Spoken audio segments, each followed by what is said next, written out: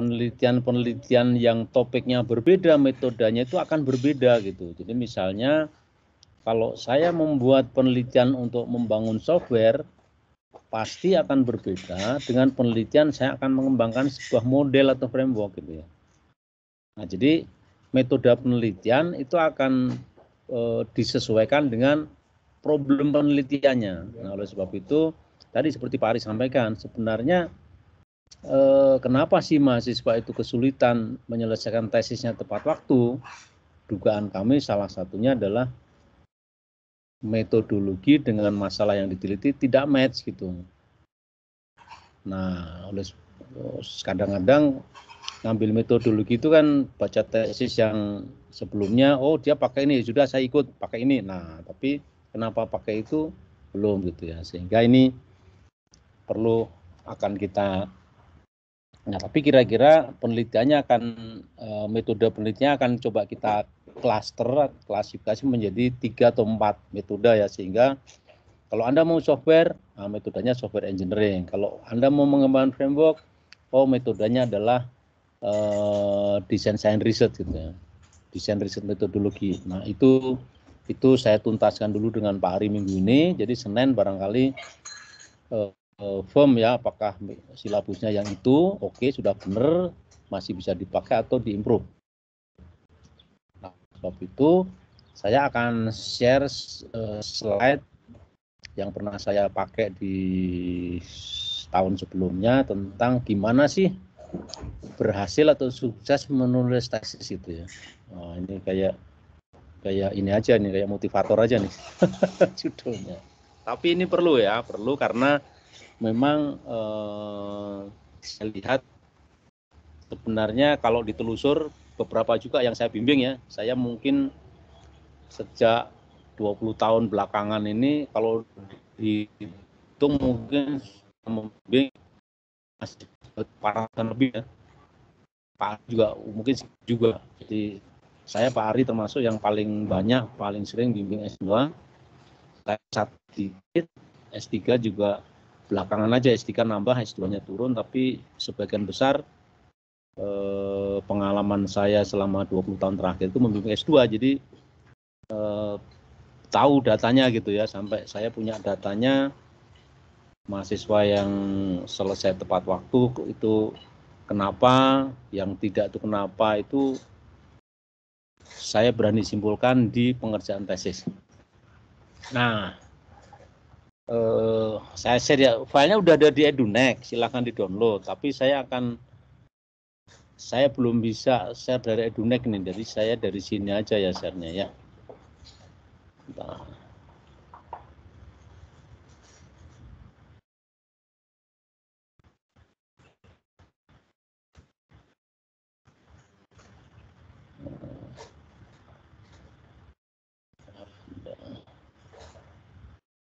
Bentar.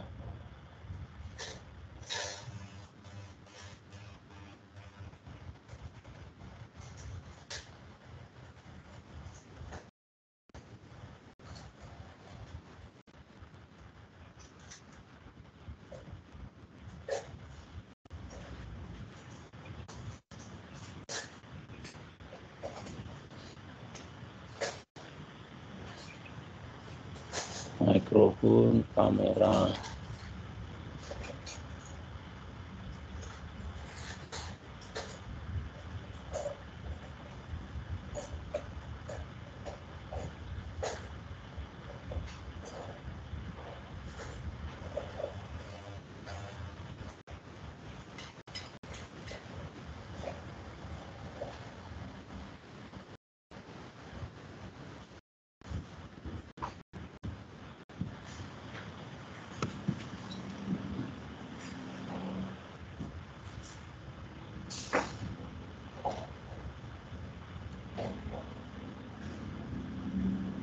Bentar ya, ini nggak bisa.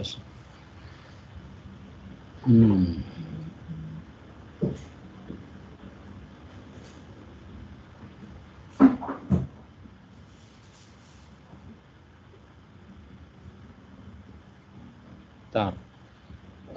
Pak Ari, kalau Pak Ari kalau mau buka dari Edunext gimana nih filenya? Buka dari Edunext, Dari langsung aja. Dari sini, dari apa?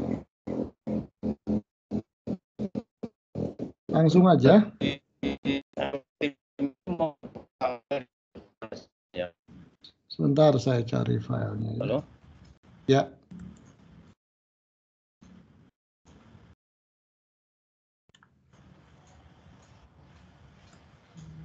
Sambil nunggu barangkali ada yang mau disampaikan atau pertanyaan atau komentar, mangga. Ini kuliah pertama pakai Edunext, jadi saya. Mangga kalau ada yang mau ditanya. Ya, mangga. Ada absensi, presensi, Pak? Oh, sudah saya buka, silakan. Di SIEG ya. Saya sudah buka, mahasiswa bisa mengisi langsung sendiri-sendiri. Silakan, silakan. Di SIEG ya. SIEG ya, dia sudah saya buka. Bisa Pak Ari? Sebentar. Di Edunext tidak ada filenya. Jadi harus saya buka di chatting kita tadi dengan Pak Bandung. Saya kirim di chat ya. Dengan saya kirim Pak... di chat room. Ya, sebentar.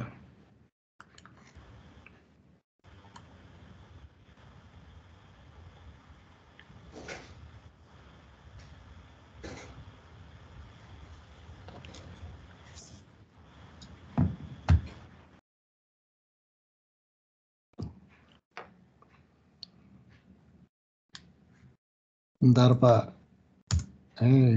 Kok nggak keluar nih ya.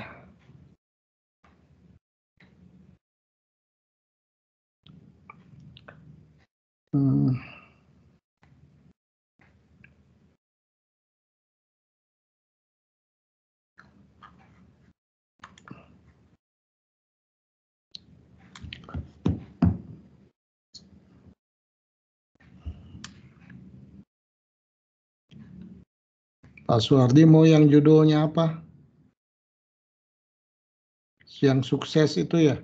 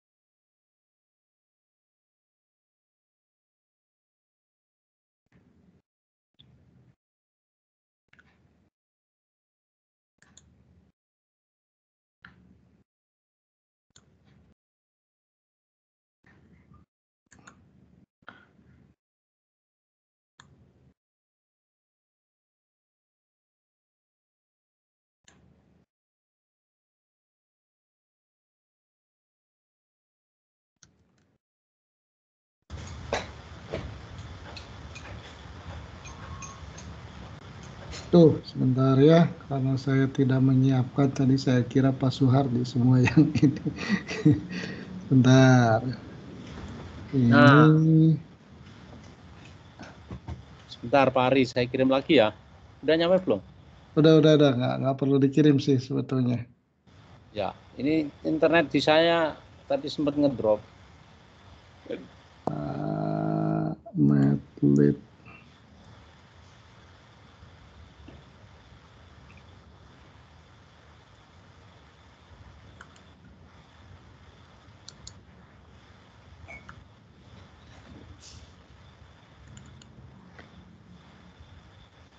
Nah, silahkan saya kirim ulang tuh. Ini.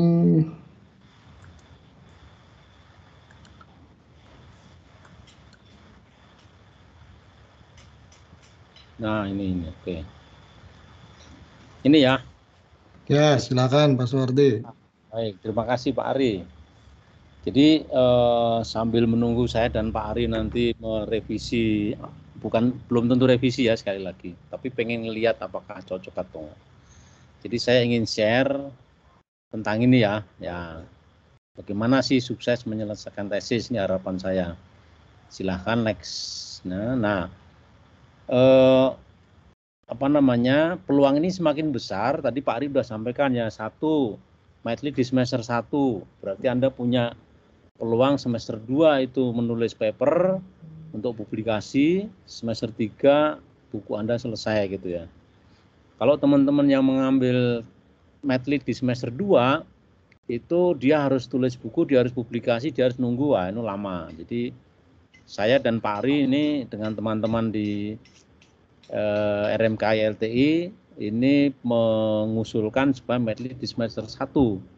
Banyak dosen yang nggak setuju ya, tapi kita sebenarnya alasannya ini juga tadi yang Pak Ari sampaikan, supaya cukup waktu, supaya bisa lebih awal memilih topik, supaya bisa lebih awal meneliti, sehingga publikasi bisa peluangnya lebih besar, waktunya lebih panjang, menulis tesis juga waktunya lebih panjang ya, sehingga bisa publikasi ke jurnal supaya bisa cum laude, atau kalau toh mau nggak perlu cum laude tetap aja Anda harus kirim conference dan accepted ya, itu juga perlu waktu. Jadi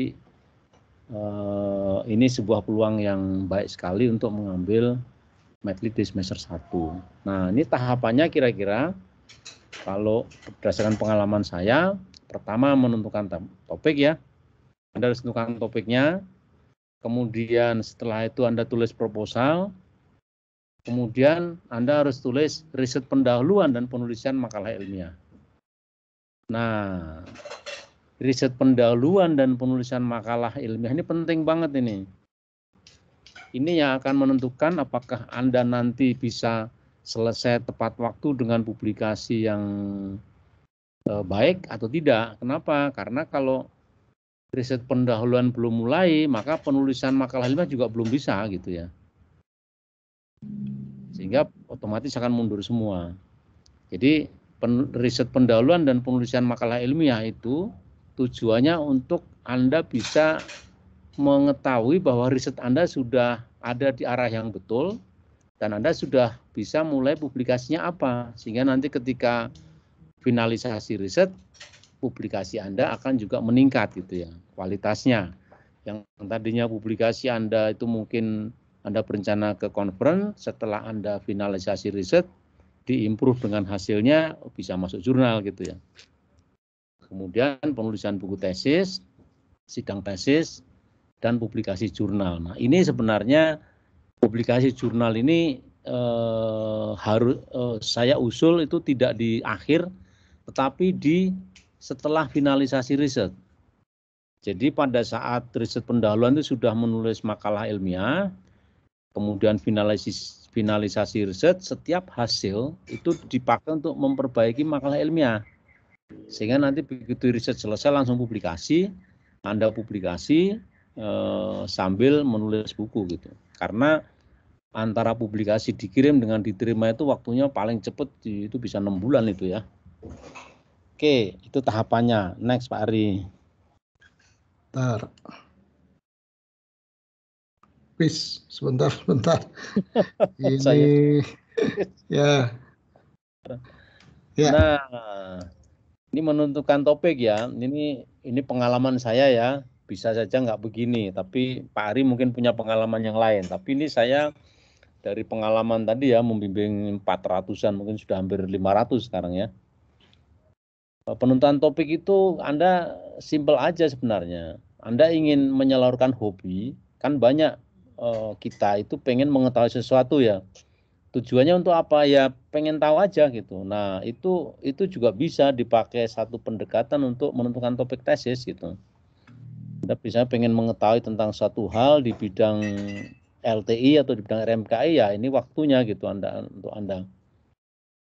Atau Anda mendapatkan topik karena pesanan industri atau menjawab problem real di lapangan, sehingga Anda bermaksud untuk melakukan problem solving, mengetahui atau memenuhi kebutuhan pengguna. Anda datanglah ke perusahaan gitu ya.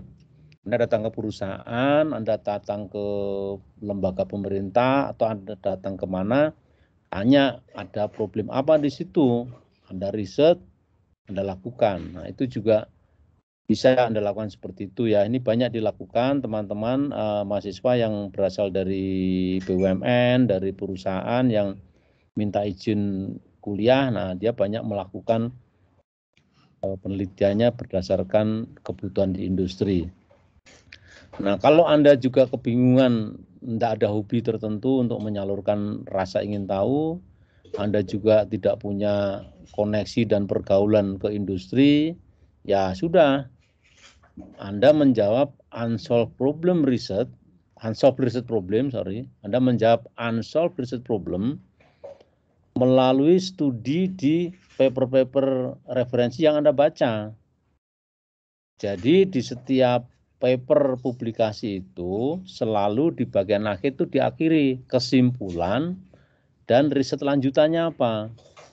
Biasanya riset lanjutan itu bisa usulan dari peneliti melihat potensi riset lanjutan, atau ketika dia penelitian dia belum bisa menjawab problem itu. Misalnya ada 3 riset problem, dia baru 2 atau 1, jadi masih ada. Nah, jadi kalau Anda kebingungan mencari topik, Anda tentukan bidang yang Anda suka, Anda tentukan topik yang Anda suka, searching di publikasi ilmiah, kita punya IEEE dan SCM, at least ya. Baca paper itu, kemudian kumpulkan bagian belakang paper itu pasti ada tuh. Apa yang belum selesai di riset atau apa yang muncul ide riset setelah riset yang di paper itu selesai. Nah, jadi menurut saya menentukan topik itu harusnya tidak ada masalah ya. Biasanya problem itu Anda sudah dapat topik ini, Anda pengen yang lain gitu ya. Sama dulu waktu kita muda ya, saya nggak tahu Pak Ari ya. Kalau Pak Ari sih setahu saya pacarannya sama nikahnya sama gitu ya. Saya kenal istrinya Pak Ari sebelum dia nikah gitu. Tapi ada kan ya yang pacaran sama ini nggak cocok, sudah dapat yang cantik pengen yang manis, sudah dapat yang manis pengen yang itu urusan nanti Anda kalau menentukan topik seperti itu biasanya. Jadi penyakitnya ya, menentukan topik itu lama itu penyakitnya, topik itu ini kayaknya menarik ini. Tapi setelah dikasih tugas, oh ya kamu harus baca referensi ini cari segala macam, ketemu gitu ya, baca sulit. Waduh kayaknya ini nggak cocok, cari yang baru lagi. Biasanya kalau topik awal kan menarik ya, wah itu challenging ini, menarik ini. Tapi setelah dikasih tugas untuk baca, untuk riset awal, wah mulai susah kan, tinggalin lagi. Nah itu yang saya lihat terjadi sehingga menyebabkan tesis itu nggak selesai-selesai karena mencari topik terus gitu. Nah itu hindari itu. Hindari itu. Pada prinsipnya setiap topik akan ada masa indahnya karena melihat topik itu di awal, akan ada masa sulitnya karena setelah diteliti dibaca ternyata memang ya namanya topik riset pasti susah ya. Kalau gampang mah nggak perlu diriset kan gitu. Jadi pasti ada sulitnya. Bicarakan dengan pembimbing pasti ada jalan keluar itu kalau dengan pembimbing ya. Nah itu tentang penentuan topik. Next-nya Pak Ari.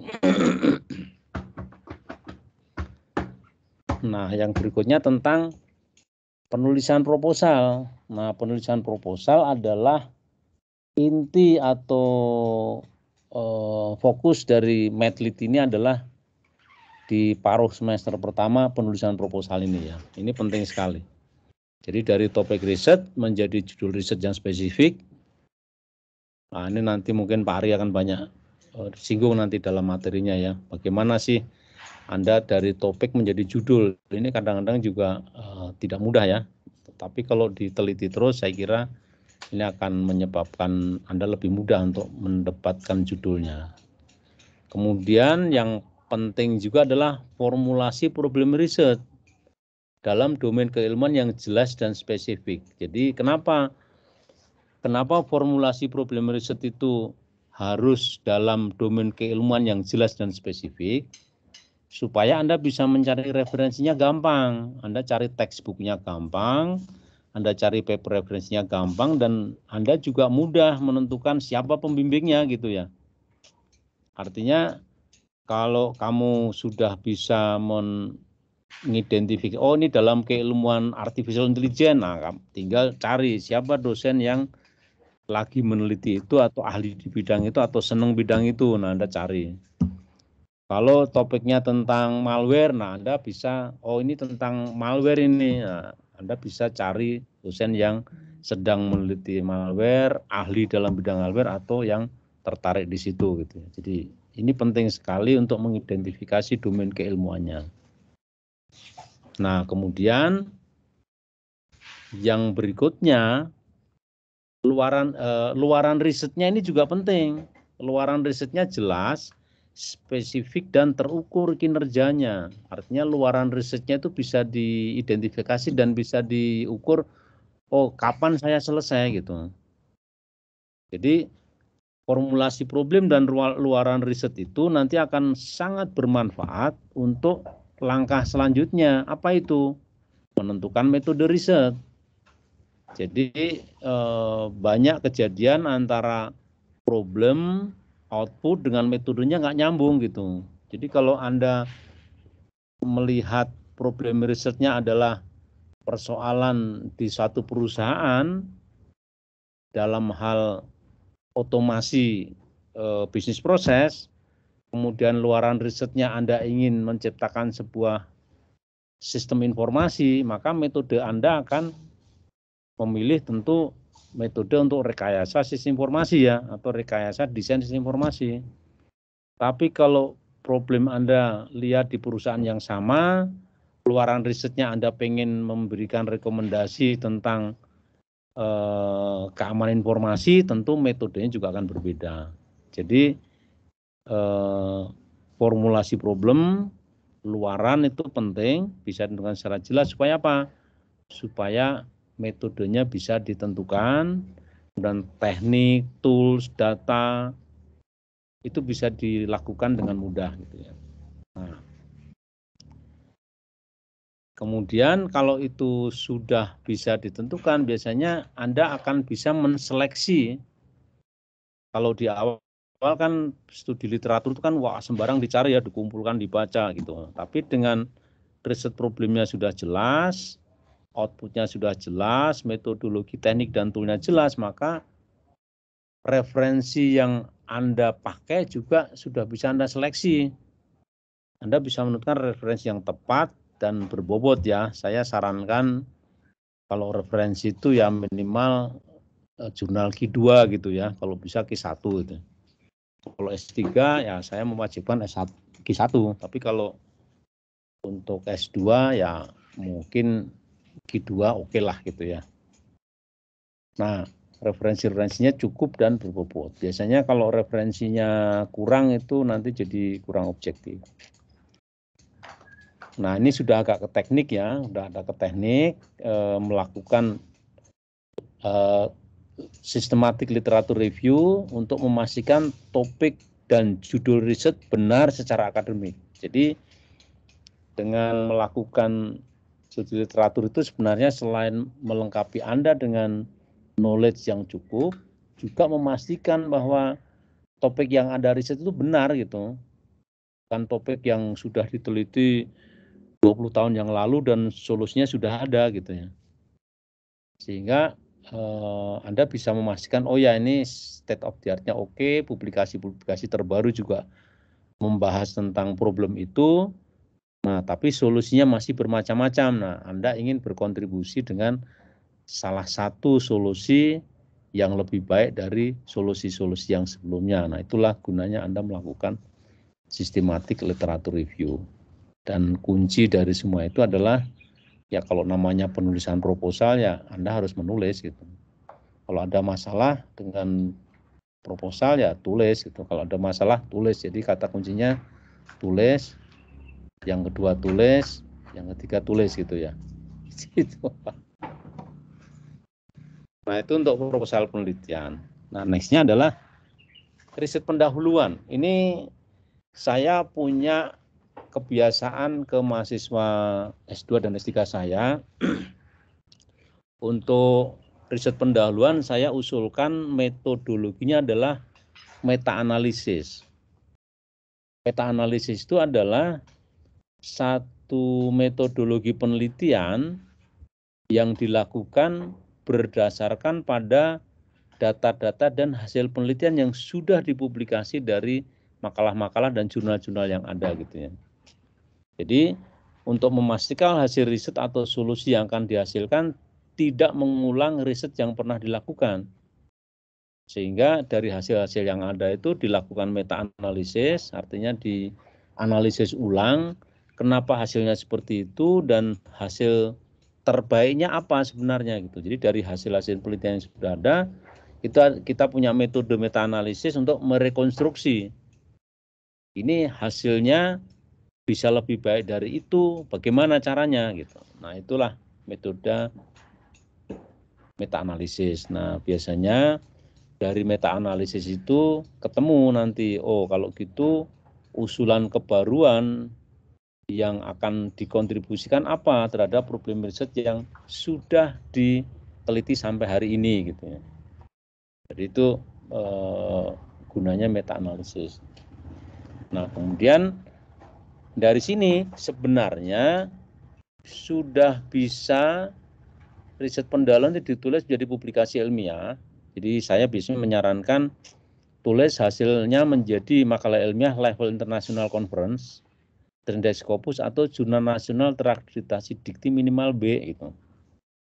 Jadi ini bukan publikasi final ya dari hasil tesis karena ini baru berangkat bahwa penelitian yang akan saya teliti itu memang up to date dan sampai hari ini hasilnya apa gitu. Nah, kemudian nanti akan ada setelah riset pendahuluan akan ada penelitian yang sebenarnya itu merupakan improvement dari hasil yang hari ini. Nah, coba disubmit itu paper itu ke conference atau ke jurnal. Nanti akan dapat feedback itu dari reviewer ya. Nah, feedbacknya itu biasanya bermanfaat untuk menentukan apa usulan kebaruannya gitu ya. Jadi sambil kita juga, kamu juga berdiskusi dengan pembimbing, apa hal yang baru yang diusulkan, ketika disubmit ke konferen atau ke jurnal itu nanti akan dapat feedback. Nah, feedbacknya itu bermanfaat untuk kita pakai dalam memformulasikan riset berikutnya. Nah, saya ada tab ini ya, karena sudah mulai dengan penulisan makalah ilmiah, maka saya ada tab, ada 2 buku itu yang biasanya saya minta mahasiswa saya untuk baca. Yang pertama adalah Writing Up Experimental Research. Nah, di situ dijelaskan bagaimana menulis sebuah makalah dari eksperimental ya, hasil eksperimental. Nah, meta-analisis ini bisa dianggap sebagai satu penelitian eksperimental juga. Nah, makalahnya di sana dibagi mulai introduction, metode, literatur review dan sebagainya. Kemudian pola-pola kalimatnya juga diajarkan di situ sehingga untuk bagi yang sudah lama tidak menulis atau bagi yang pengen nulis baru belajar menulis dalam bahasa Inggris, saya kira buku itu bagus sekali. Nah, untuk improvementnya Anda baca buku English Skill. Judulnya English Skill, nggak tahu sekarang udah edisi berapa sih, sudah edisi berapa saya nggak tahu, tapi John Langan itu ya, English Skill karangan John Langan itu saya suka sekali. Kenapa? Karena di guide step by step bagaimana menulis kalimat yang betul, menulis paragraf yang betul, merangkai dari kalimat ke kalimat berikutnya membentuk paragraf sampai kepada contoh-contohnya gitu. Jadi saya kira kalau mau publikasi jurnal atau publikasi international conference pasti bahasa Inggris kan, saya kira itu akan sangat membantu. Nah, saya tidak mau menawarkan untuk ngopi dari saya ya, meskipun saya punya ya, karena kalau ngopi itu melanggar hak cipta. Tapi ya kalau Anda mau cari-cari di internet, saya lihat ada sih soft copy-nya di internet, dan Anda bisa pakai itu ya. Nah, biasanya saya dengan Pak Bandung itu sepakat bahwa sampai dengan UTS itu deliverable-nya adalah proposal penelitian, yang tadi ya penulisan proposal. Setelah UTS, maka mahasiswa melakukan preliminary research dan menulis hasilnya dalam bentuk makalah. Nah, ini biasanya sampai di sini nih, medlit itu hasilnya dua itu, satu proposal penelitian, yang kedua penelitian pendahuluan yang ditulis ke dalam makalah ilmiah. Nah, itu. Nah, nextnya Pak Ari, nextnya itu saya kira itu sudah masuk nanti di ranah kuliah tesis ya, finalisasi riset itu di ranah nanti Anda ngambil tesis. Nah, ini keuntungannya sekaligus tadi Pak Ari sudah menyampaikan ya, aturan yang sekarang berlaku bahwa kalau mau cum laude harus tulis publikasi di jurnal. Kalau nggak mau cum laude juga harus tulis publikasi di conference, dikirim minimal sudah diterima. Nah, kalau ngirim publikasi di jurnal itu cukup, tadi saya sampaikan pengalaman saya paling cepat 6 bulan itu sampai bisa diterima. Kalau conference mungkin ordernya bisa 2-3 bulan ya. Tapi tetap itu takes time gitu. Nah, oleh sebab itu paper yang tadi saya sampaikan, yang preliminary research itu bisa ditulis, kemudian usulan kebaruannya apa, itu bisa dicoba disubmit. Coba disubmit. Kalau nanti hasil riset finalnya ada, nah bisa dikirim lagi ya papernya ya dengan hasil yang lebih baru. Tapi paling tidak sudah bisa mulai aplikasinya nanti akan kemana gitu ya.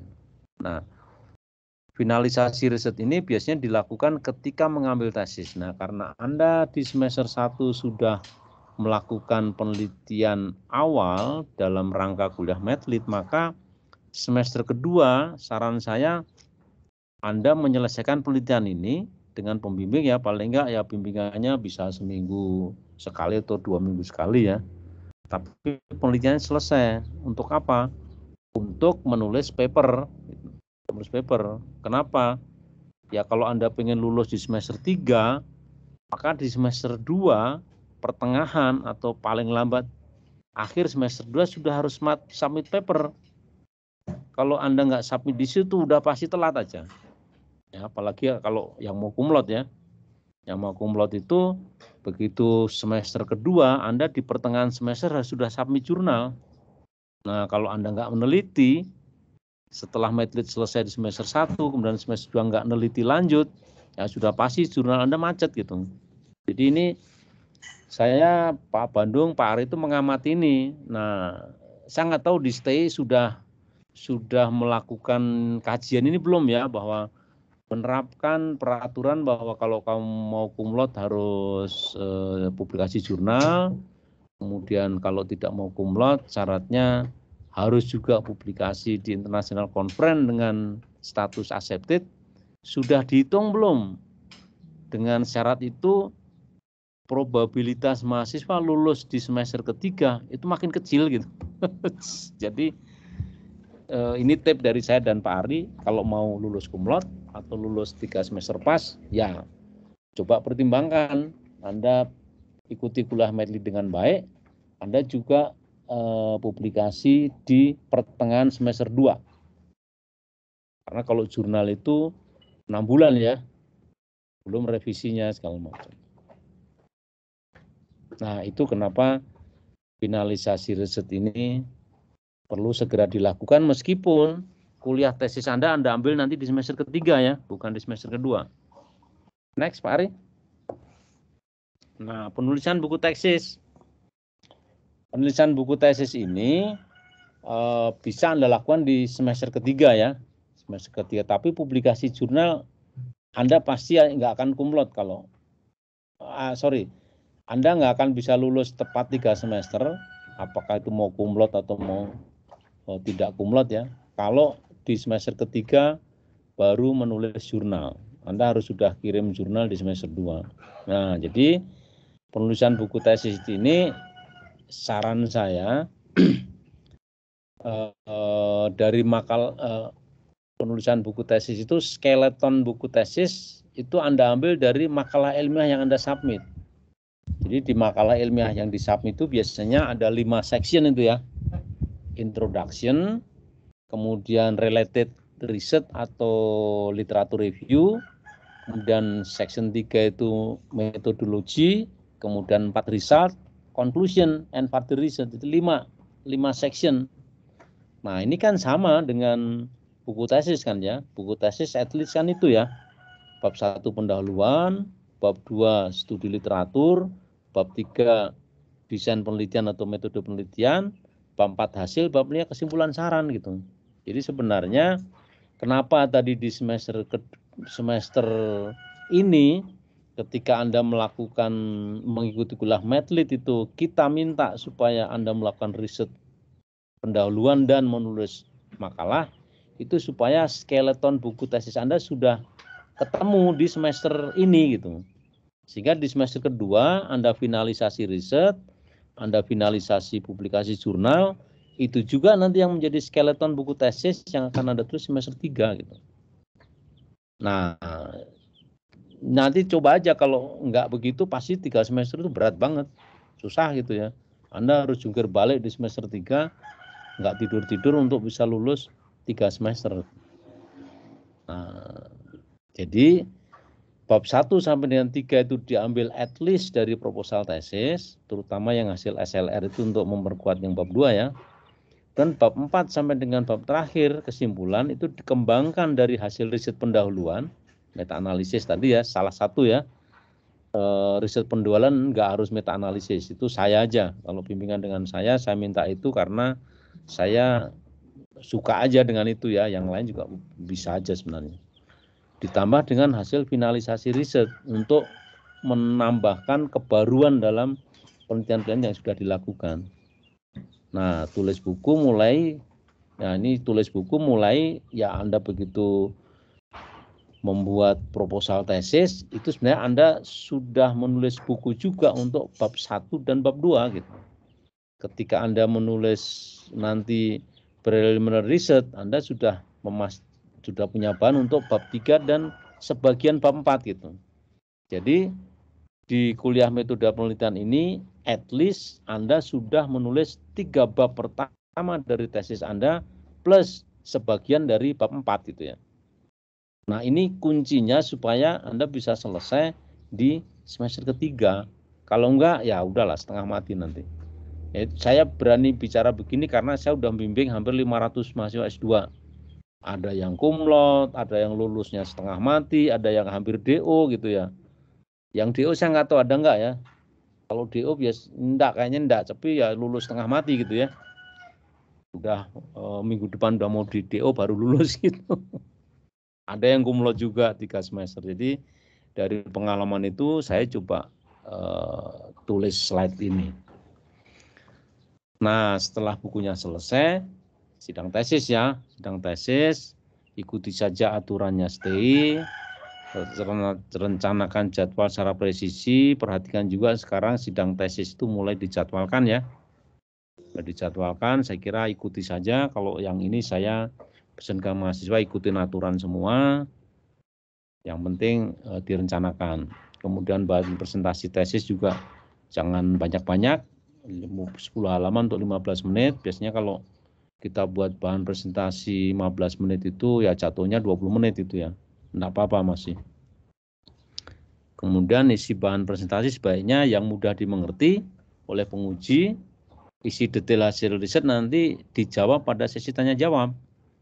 Jangan di dalam presentasi. Kalau dalam presentasi biasanya kalau menampilkan isi yang terlalu kompleks ya nggak ngerti ya. Anda aja juga setengah mati kan mengerti penelitian itu, setelah sekian bulan baru Anda paham.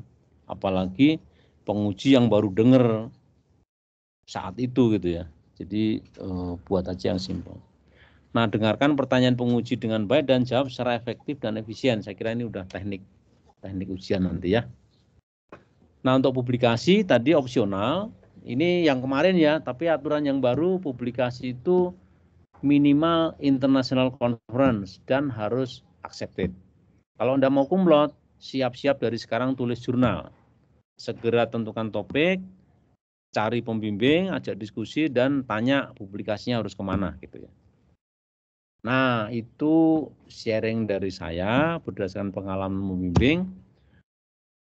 Terima kasih Pak Ari sudah ini dari sana, slide dari sana.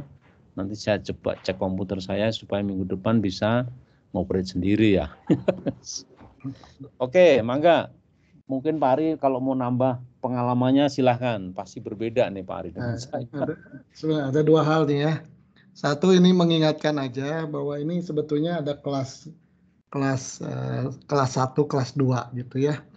Yang sementara ini ada dua grup di mana EduNext, juga dua grup di MS Team dengan mahasiswa yang terbagi berdasarkan kelasnya.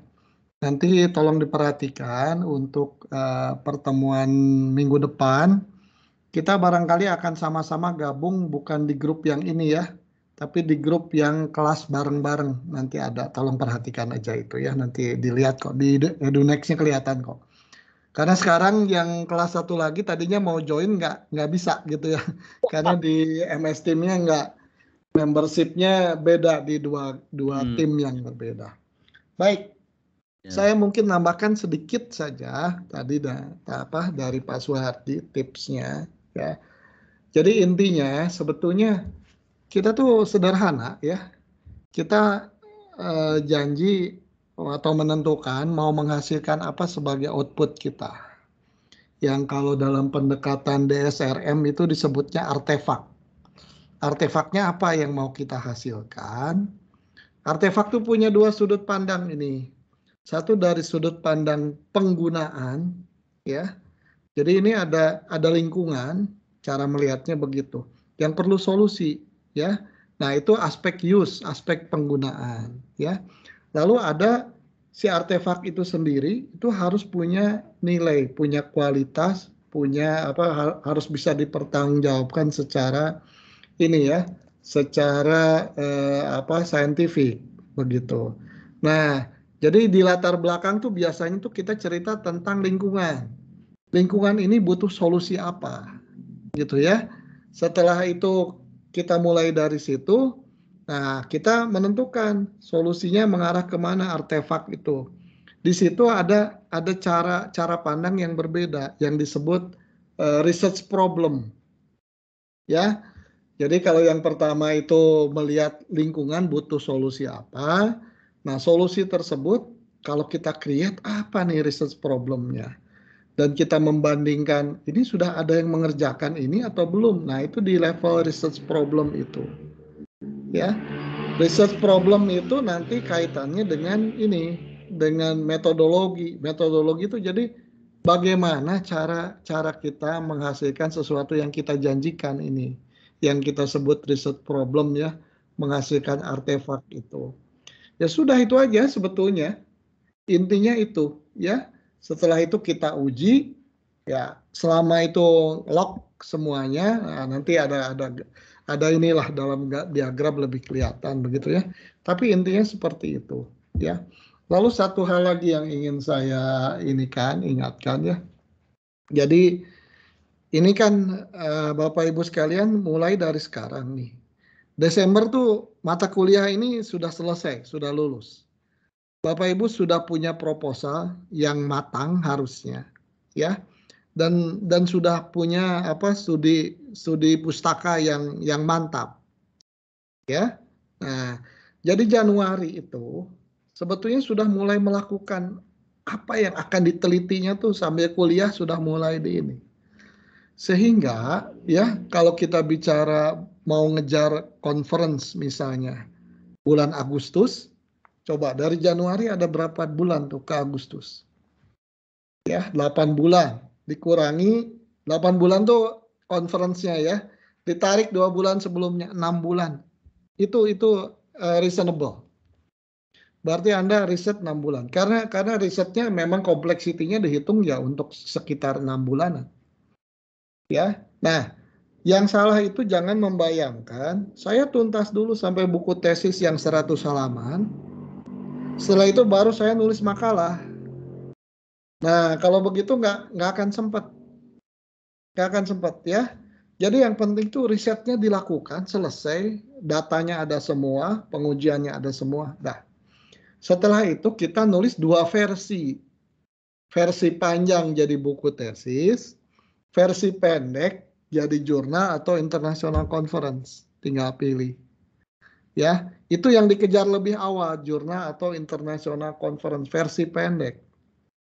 Ingat, yang jurnal itu hanya 4-6 halaman 2 kolom. Jadi nggak panjang. Tapi yang penting itu kontennya, ya artinya penelitiannya sudah dilakukan.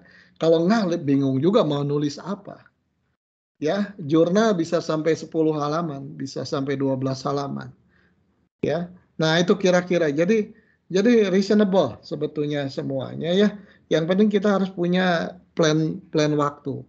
Karena ada conference itu dipatok waktunya, conference-nya diselenggarakan kapan, tidak bisa ditawar.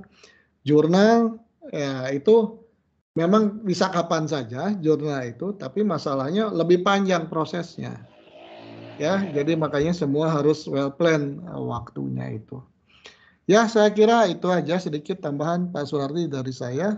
Mungkin cukup ya untuk pertemuan perkenalan ini. Ya. Oke, terima kasih Pak Ari. Cukup menciptakan mimpi buruk gitu buat Bapak Ibu sekalian. Belum kita akhiri, kalau ada yang mau berpendapat, bertanya atau usul atau ekspektasinya apa, mangga. Ini ada yang tunjuk jari nih, Mas Luki ya?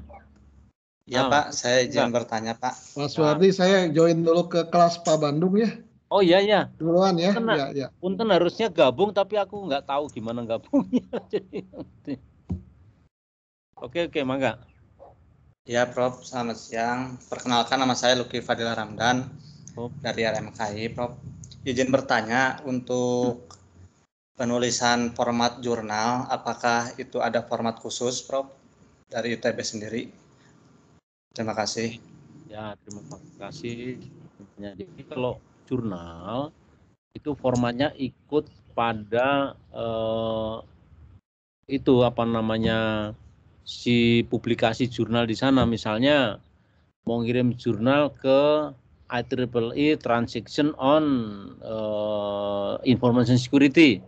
Nah, di sana kan ada tuh kalau kita masuk ke jurnal tertentu ada ya, oh ini jurnalnya harus minimal 8 halaman, maksimal 15, lebih dari itu kena charge. Kemudian 1 kolom, 2 kolom, nah itu semua udah ada. Itu namanya panduan penulisan, ikut di sana. Termasuk kalau di jurnalnya STI kan ada ya IJEI, International Journal on Electrical Engineering Informatik. Nah, itu ada panduan penulisannya. Jadi kalau pertanyaannya seperti itu, saya kembalikan nanti mau publishnya ke jurnal mana gitu. Nah, di dalam websitenya jurnal itu punya writing guideline. Nah, writing guideline itulah yang kita ikuti gitu ya. Gitu. Siap, makasih Prof. Kalau penulisan tesis, panduannya ada di sekolah pasca sarjana. Nah, itu ada di webnya sana kan ya, di-download panduan penulisan tesis. Nah, gitu ya. Gimana? Cukup, Luki? Cukup, Prof. Sangat cukup. Makasih banyak, Prof. Oke, ada yang lain? Enggak.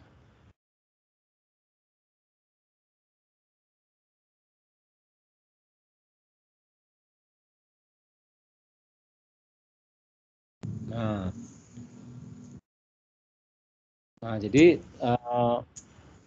saran juga ya, ini waktunya kan 1 semester itu hanya 14 minggu ya, 15 gitu ya. Nah, ini waktu 15 minggu itu sebenarnya enggak banyak ya, apalagi Anda nanti sibuk dengan kuliah yang lain juga ya, tugas segala macam. Enggak terasa itu. Nah, sementara di semester ini dengan kuliah medlit ini Anda harus at least menghasilkan 4 bab ya. 4 bab dari bagian tesis Anda. Pendahuluan, studi pustaka atau studi literatur, desain penelitian, dan sementara. Nah, berarti pertanyaannya kalau kapan mulai menulis tesis ya mulai hari ini Anda harus sudah mulai berpikir Anda menulis tesis gitu ya.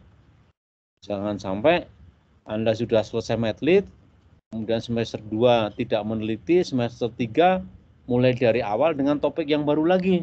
Udah pasti Anda semester 4, 5 baru selesai gitu ya. Jadi be aware bahwa your thesis starting from now gitu.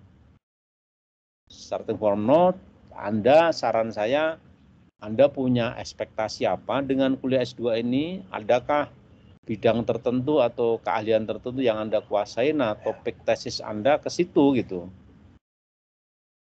Jadi kalau Anda suka dengan topik digital forensik, ya jangan ambil manajemen information security kan gitu ya. Sebaliknya kalau Anda pengen membuat sebuah panduan untuk manajemen keamanan informasi, ya jangan ambil topik forensik, itu beda ini ya, beda bidang gitu. Jadi Anda mulai dari sekarang pikirkan kira-kira topik apa yang ingin Anda dalami. Nah, tesisnya ya ke situ gitu. Oke, masih ada yang mau ini? Izin Pak, mau nanya. Yo, mangga. Saat menulis melakukan penelitian untuk penulisan jurnal tersebut, apakah kita kami secara mandiri menghubungi dosen pembimbing terkait untuk penelitian atau dengan dosen yang kita kontrak mata kuliahnya? Ya, jadi Terima kasih. bagus tuh. Tanyanya bagus ya. Jadi dosen di sini, dosen untuk metode penelitian adalah memandu Anda supaya bisa memilih topik yang tepat, bisa memilih pembimbing yang tepat, dan juga bisa meneliti dan menulis dengan baik. Jadi tentu Anda harus setelah menemukan pembimbing, Anda harus berkomunikasi dengan pembimbing untuk substansinya. Tapi untuk mempelajari cara meneliti, cara menulis itu dibahas di kuliah ini ya. Tapi pembimbing itu tergantung Anda dengan siapa gitu. Jadi Anda temui pembimbing. Nah, nanti akan ada waktu beberapa dosen lain akan kita invite untuk mengisi kuliah di sini dengan harapan Anda kenal, Anda tahu, dan Anda bisa mengidentifikasi apakah Anda cocok dengan kegiatan penelitian dari dosen tersebut ya, terkait dengan topik Anda. Tapi menurut saya sih, Anda bisa googling ya, bisa googling di webnya ITB, bisa googling juga di Google, searching topik ini, nanti muncul publikasi ya, dosen mana sih, dosen siapa sih yang banyak meneliti ini ya, itu bisa juga. Itu ya. Terima kasih Pak. Oke. Yang lain?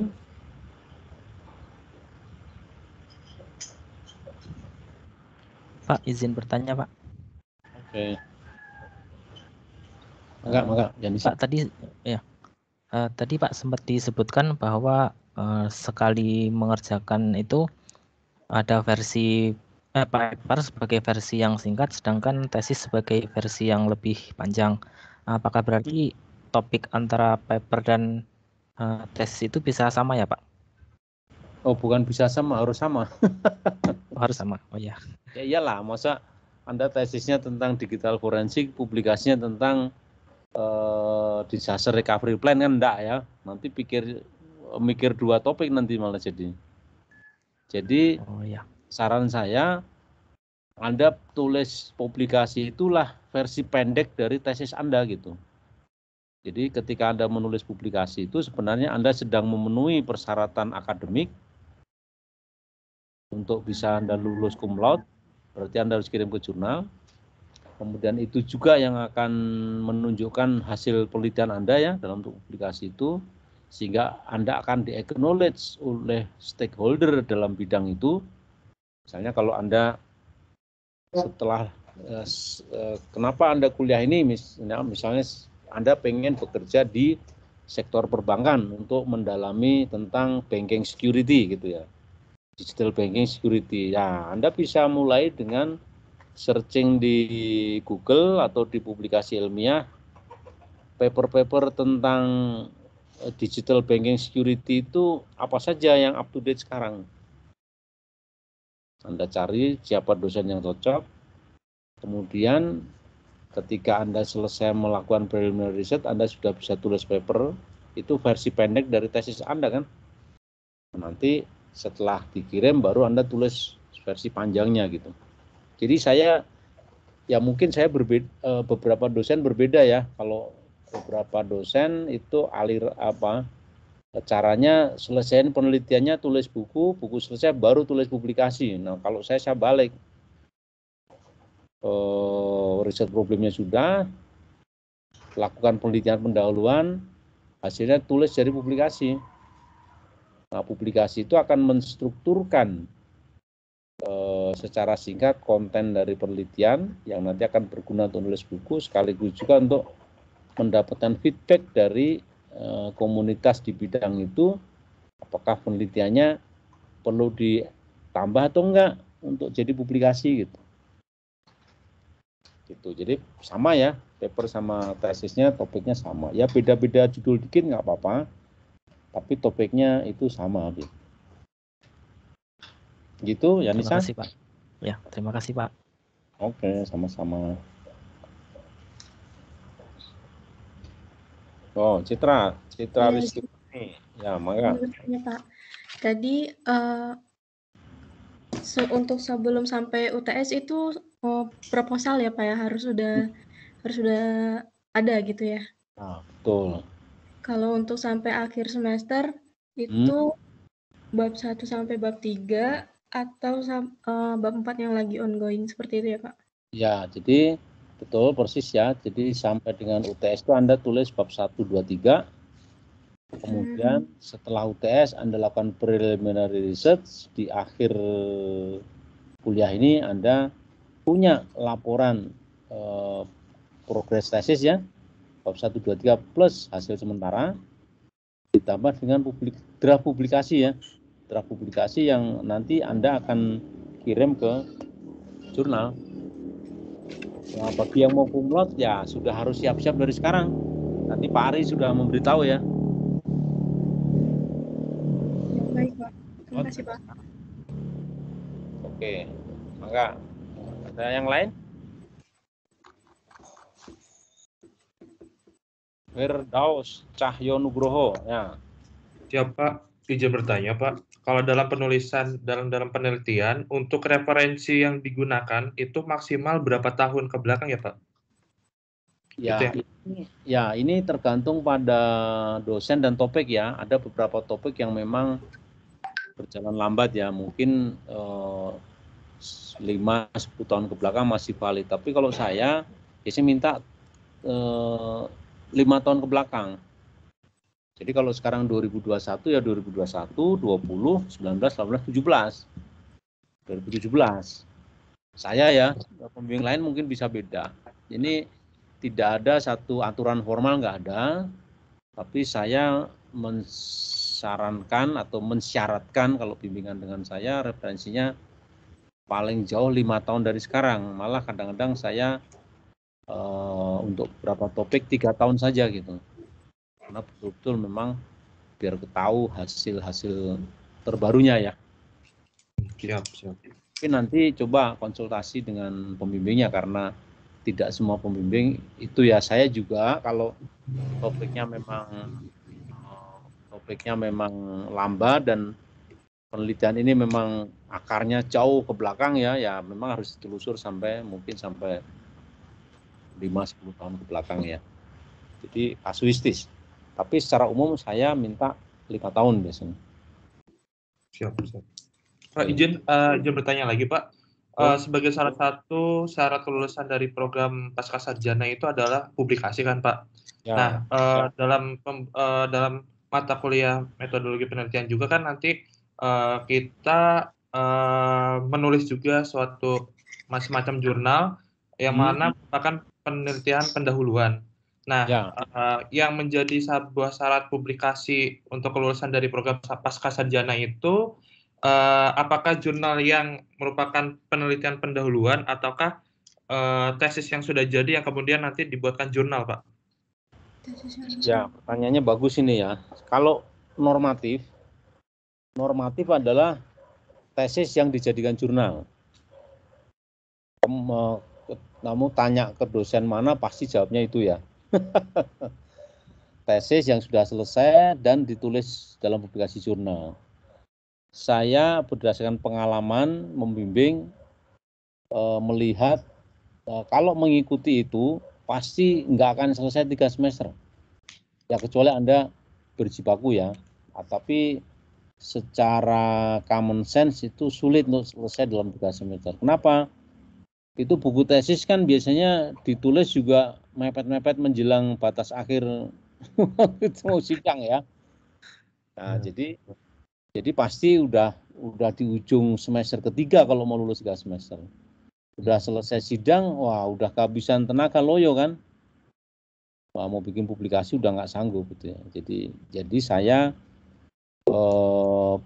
menyarankan, makanya tadi yang saya presentasikan adalah tip dari saya berdasarkan pengalaman membimbing untuk bisa mengikuti aturan yang sekarang berlaku. Jadi preliminary research itu sebenarnya kan sudah 70-80% penelitian tesnya selesai ya. Tinggal ditambah usulan barunya apa gitu. Nah, usulan barunya itu biasanya akan mudah dilakukan kalau sudah melakukan preliminary research. Jadi nanti tekniknya Anda melakukan penelitian pendahuluan di paruh kedua di semester sekarang ketika ambil medlit. Hasil preliminary research itu sudah bisa dipakai tulis jurnal. Nanti setelah itu untuk kebutuhan administrasi kelulusan medlit kan. Nah, selesai itu Anda lanjut penelitian untuk menambahkan kebaruannya dalam topik penelitian Anda. Nah, nanti kebaruannya itu tinggal nambah beberapa paragraf dari draft jurnal itu gitu. Jadi ketika itu sudah Anda tambah mungkin beberapa paragraf, mungkin juga enggak banyak ya karena pada prinsipnya hasilnya sama, hanya kebaruan dikit, baru itu Anda kirim gitu. Anda kirim, Anda nunggu review, baru Anda dari paper yang tadi Anda extend menjadi buku gitu. Jadi selama Anda menulis tesis itu Anda sudah publikasi. Sudah publikasi dan publikasi itu juga yang Anda jadikan dasar untuk nulis buku gitu. Istilah saya tadi, buku tesis itu extended dari versi paper publikasi gitu. Kalau dosen lain mungkin mengatakan paper itu versi ringkas dari buku gitu ya. Nah, saya pengalaman saya kalau pengertian paper adalah versi singkat dari buku, udah pasti 3 semester setengah mati tuh. Tapi kalau buku tesis extended version dari publikasi paper, nah itu baru masuk akal gitu ya. Gitu ya, kira-kira. Terima kasih, Pak. Sekali lagi, tidak semua dosen berpandangan seperti saya gitu ya. Ada yang berpandangan normatif, pokoknya penelitian selesai, habis itu tulis buku, baru publikasi. Ada yang begitu juga. Ya saya tidak mau bilang dia salah, enggak. Cuma dari pengalaman saya dengan pendekatan itu, ya 3 semester selesai susah itu. Itu ya. Nah, kembali lagi nanti Anda mau lulus cum laude 3 semester atau Anda mau lulus 5-6 semester gitu. Pilihan itu soal pilihan.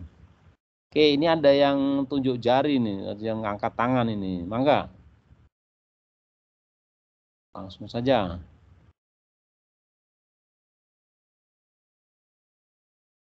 Oh, Citra Rizky sudah ya tadi ya? Atau mau bertanya lagi? Sudah, Pak.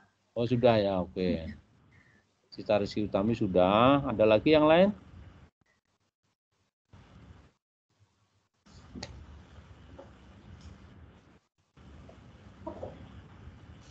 Tidak ada? Kalau tidak ada, cukup ya hari ini ya. Pemanasan dulu nih. Pemanasan dulu. Nanti dilanjut. Nggak tahu nanti saya finalisasi dulu dengan Pak Ari topiknya, silabusnya. Nah nanti apakah saya lagi atau Pak Ari, saya kira nanti minggu depan. Yang pasti jamnya sama, Senin mulai jam 1 ya. Nah Bagi semester 1 yang ngambil kuliah keamanan komputer dan jaringan, tadi saya udah rundingan, saya pindah ke hari Kamis, sudah diumumkan? Belum, Pak. Belum ya? Belum, Pak. Saya minta dipindah hari Kamis. Kenapa? Karena kalau sekarang saya kuliah matri terus nyambung kuliah keamanan komputer jaringan, wah mabuk saya. Kopinya harus 3 gelas nanti, mau kembung. Jadi saya minta dipindah hari Kamis jam 12:30 ya. Jadi hari ini izin dulu untuk kuliah keamanan komputer jaringan, saya pindahkan ke hari Kamis. Hari Kamis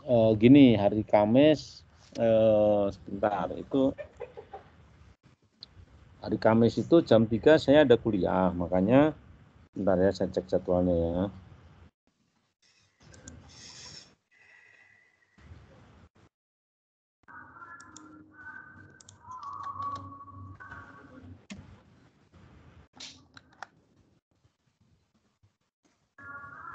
Ya. Hari Kamis jam 3 sampai jam 5 itu ada kuliah. Jadi saya usul kuliah keamanan komputer dan jaringan mulainya zuhur itu jam berapa? 12.15 ya? Zuhur. Nah, kita mulai jam 12:30 gitu ya. Jadi jam 2:30 atau maksimal jam 3 kan 3 SKS, berarti 2,5 jam kan ya. 3 SKS itu 150 menit kan ya. 2,5 jam, jadi mulai 12.30. Kalau yang zuhurnya nanti jadwalnya mundur ya bisa join 12.45 lah ya. Nanti 12.30 saya buka, ngobrol-ngobrol, kita mulai 12.45 gitu ya. Jadi kita mulai, karena kalau 3 SKS itu nanti kalau harus selesai dalam 2,5 jam itu sampai jam 3 pas gitu ya. Baru saya istirahat sebentar, lanjut kuliah yang berikutnya. Senin itu saya tadi jam pagi ada kuliah gitu. Jadi kalau pagi kuliah, jam 1 kuliah nyambung, wah 3 kuliah itu. Mabuk nanti. Gitu ya. Jadi di hari Kamis. Oke, ada lagi yang mau ditanyakan atau?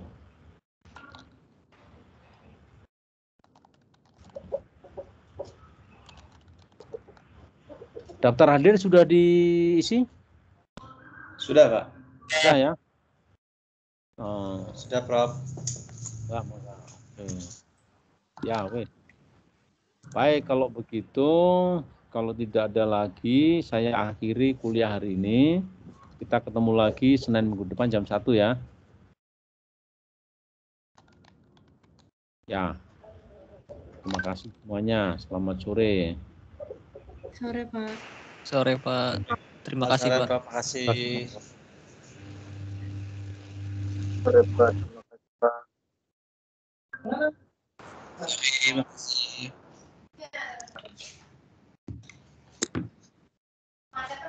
Ini kuliah tunda ya? Kuliah. Ya.